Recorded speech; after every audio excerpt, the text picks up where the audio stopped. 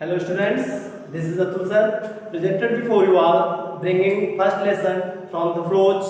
The name of that lesson, A Girl with a Basket, and the writer of that lesson, William C. Douglas. My dear students, as you know that before some months I had taught you about the lesson and about the writer. But today I am going to teach you from the beginning of that lesson so that you all will able to understand that lesson very carefully. My dear students, before you all written class 12 means you understand English prose means आज हम आप लोगों को pros में जो first lesson है, वैसे तो हम लोग जानते हैं 7 लेसन्स हैं जिनको हम लोग पढ़ना है स्टेप बाय स्टेप, बट आज हम लोग जो पढ़ेंगे इंग्लिश प्रोज में फर्स्ट लेसन जिसका नाम है a girl with a basket. Okay dear students, आप जानते हो एक लड़की, गर्ल मींस लड़की, विद के साथ ए बास्केट, बास्केट मींस क्या होता है टोकरी, एक टोकरी के साथ एक लड़की मींस हम कह सकते हैं टोकरी के साथ एक लड़की.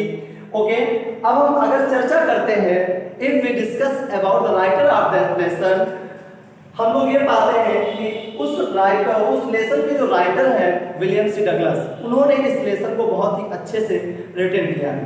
आइए सबसे पहले हमको ये जानना है, at first we have to understand not only about that lesson but also we have to understand firstly about the writer of that lesson. देखिए सबसे पहले हमको विलियम सी डगलस के बारे में समझना है कि विलियम सी डगलस है कौन, who is William C Douglas. दोस्तों विलियम सी डगलस ये अमेरिकन कंट्री को आप अच्छी तरह जानते हो, है ना. अमेरिका में जो सुप्रीम कोर्ट है वहां के एक जज थे, और जब हमारा देश 15 अगस्त 1947 को आजाद हुआ तो हमारे देश की जो एक संस्कृति थी, कल्चर जो थी, उस कल्चर का जो प्रसिद्धि है वो न केवल भारत में थी बल्कि पूरे विश्व में विख्यात थी. उस संस्कृति को, उस वातावरण को समझने के लिए, देखने के लिए, जानने के लिए उन्होंने 1950 में भारत की यात्रा की. और भारत की यात्रा की तो चूंकि आप जानते हो आप लोग, वो एक अमेरिकन थे. अमेरिकन होने के नाते, being an American, he did not know about Hindi, even he did not know what is the main problem of India, Bharat की समस्या क्या है, यहां तक कि उससे भी वो वाकिफ नहीं थे, एक्वेंटेड नहीं थे. वैसे तो William C Douglas Supreme Court के जज थे, तो जज अगर किसी भी देश के सुप्रीम कोर्ट का होता है, चाहे वो हाई कोर्ट का हो, वो कहीं ना कहीं जानकार होता है दोस्तों. ठीक है, आइए विलियम सी डगलस एक ऐसे शख्सियत है जिन्होंने 1950 में भारत की यात्रा की, और यात्रा करके इन्होंने लोगों से बात की. यात्रा करते समय रेलगाड़ी से इन्होंने यात्रा की. उस जब प्लेटफॉर्म पे ट्रेन से उतरते थे, लोगों से बात करते थे. उस प्लेटफॉर्म पर डिफरेंट काइंड पीपल को मिलते थे. वहां पर कोई नंगे पैर रहता था, कोई ढीला ढाला कपड़ा पहनता था, मीन्स कई प्रकार से इन्होंने लोगों को वहां पर देखा, लोगों से इन्होंने बात करने का प्रयास किया. बट इनके सामने एक समस्या थी कि भारत में लोग इंग्लिश को नहीं जानते थे. इसलिए मिले तो ये कई लोगों से, लेकिन ये कम से कम 1-2 लोगों को ढूंढा करते थे ताकि जिससे इंग्लिश में बात कर लेते. जब इनको 1-2 व्यक्ति ऐसे मिल जाते जो इंग्लिश में इनसे बात कर सकते थे, तो इन्होंने इंग्लिश में बात की. तो इंग्लिश में बात किया तो इन्होंने मेजर टॉपिक पर बात किया, है ना. भारत के मेजर टॉपिक की, भारत की समस्या क्या है, भारत का वैल्यू क्या है, what is the value of India, ये जानना चाहते थे. लेकिन जब इन्होंने लोगों से बात करी, लोगों से जब बात करा तो उन्होंने पाया कि भारत में रहने वाले लोग, वो चाहे उच्च घराने को मीन्स चाहे वो बहुत अच्छे परिवार से बिलोंग करते हो, वो चाहे गरीब घर का लड़का हो, चाहे जो भी हो, हर व्यक्ति के अंदर भारतीयता का एक भाव था, feeling of India, the citizenship of India, Bharat की नागरिकता का एक प्रबल भाव उनके अंदर दोस्तों था. अब इसको हमें समझना है कि जब लोगों से उन्होंने बात किया, तो जब बात किया तो इस कहानी को इन्होंने भारत के तत्कालीन प्रधानमंत्री पंडित जवाहरलाल नेहरू को बताया. है दोस्तों, ये तो स्टोरी रही विलियम सी डगलस के बारे में. अब आइए, अब हम लोग लेसन के बारे में समझते हैं कि लेसन का मोटो क्या है, लेसन का थीम क्या है. ठीक है, इसको हमें समझना है. लिखा हुआ है a girl with A basket, बस आप यहीं से कैच कर लीजिए देखिएगा कि गर्ल विद अ बास्केट, टोकरी के साथ एक लड़की। अपनी बात को हम अभी 10 मिनट में समाप्त कर देंगे, ठीक है? लंबा लेक्चर भी हो सकता है लेकिन 10 मिनट में समाप्त करेंगे। दोस्तों लिखा है गर्ल विद अ बास्केट, टोकरी के साथ एक लड़की। जैसा कि हम आपको पहले ही बता चुके हैं कि विलियम सी डगलस ने भारत में यात्रा करी, कई लोगों से बात करी, है ना, प्लेटफॉर्म पर रुके कई लोगों से वहां बात करी, लेकिन सबके अंदर भारतीयता का भाव, लोगों से बात करके उन्होंने देखा कि भाई this is India about which he was listening in his country, जिसके बारे में अपने देश में सुन रहे हैं। फ्रेंड्स, एक बात हमारे सामने आती है कि यहां पर एक लड़की की बात कैसे है। तो जब एक प्लेटफॉर्म पर उतरे, वहां पर इनको शरणार्थी बच्चों ने चारों तरफ से घेर लिया। अब हमारे सामने एक बात आती है कि शरणार्थी बच्चे कौन हैं। आप जानते हो कि जब भारत आजाद हुआ तो भारत और पाकिस्तान का बंटवारा हुआ। तो जब बंटवारा हुआ तो बहुत से लोग पाकिस्तान चले गए और बहुत से लोग इंडिया में रह गए। तो जो लोग पाकिस्तान में रह गए दोस्तों, पाकिस्तान की जो कट्टरता थी, वहां की जो धर्म की कट्टरता थी दोस्तों, उससे ऊब करके उन्होंने पाकिस्तान छोड़ने का मन बना लिया और वो भारत में आकर सेटल हो गए। तो उनको शरणार्थी कहा गया। अब वो बेचारे काम कार्य ढूंढ रहे, हम क्या करें, अपना जीविकोपार्जन कैसे करें, अर्निंग कैसे करें।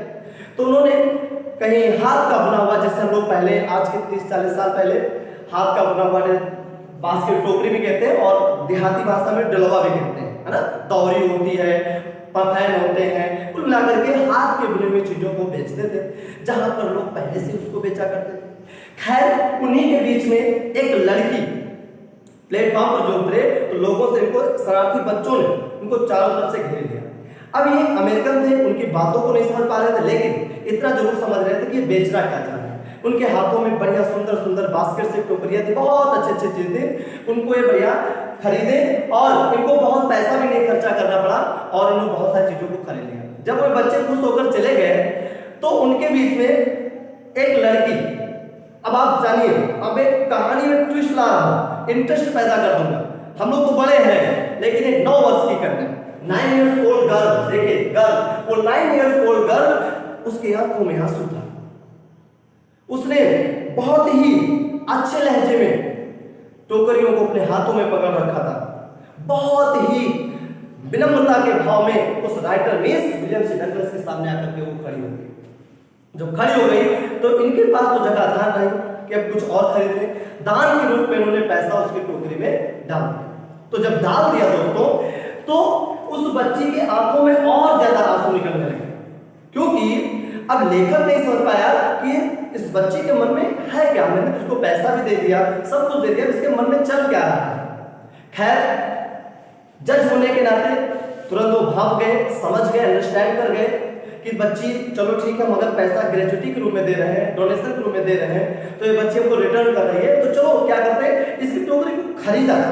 तो जब उन्होंने उसकी टोकरी को खरीदा उस बच्ची की, और तब उस बच्ची ने मुस्कुराते हुए आंखों के आंसुओं को पोंछ करके वो किसी अनजान जगह में भाग गई।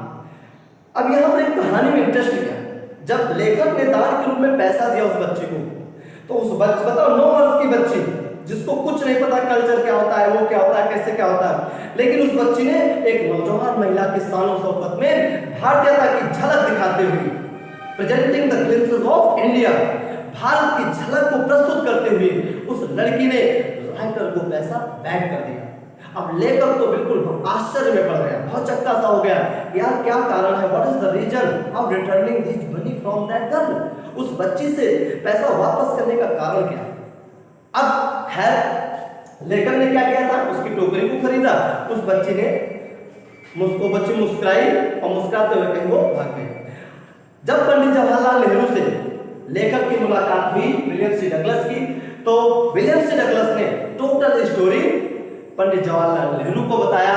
उन्होंने कहा, मान्यवर, यही एक कारण है कि मैंने भारत में गरीबों से मैंने मुलाकात की, अमीरों से मुलाकात की, राजसी परिवारों से मुलाकात की, झुग्गी झोपड़ी में रहने वाले लोगों से मुलाकात की फ्रेंड्स, लेकिन मान्यवर, आपके देश में जो भी व्यक्ति रह रहे हैं सबके अंदर केवल एक भाव है, और वो कौन सा भाव है दोस्तों, भारतीयता का, फीलिंग ऑफ इंडियनशिप, वो भारतीयता का भाव है, जिसको मुझे तो लगता है कि कभी यहाँ से विलुप्त नहीं हो पाएगा।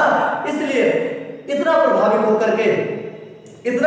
होकर के एक 9 वर्ष की बच्ची ने दोस्तों विदेश से आए हुए एक व्यक्ति को इस प्रकार से झलक दिखाई कि जब लेखक को अपने मन ही मन में ये सोचने पर उस बच्ची ने मजबूर कर दिया कि जब इस देश में 9 वर्ष के बच्चों में ये जज्बा हो सकता है तो सोचने की बात है कि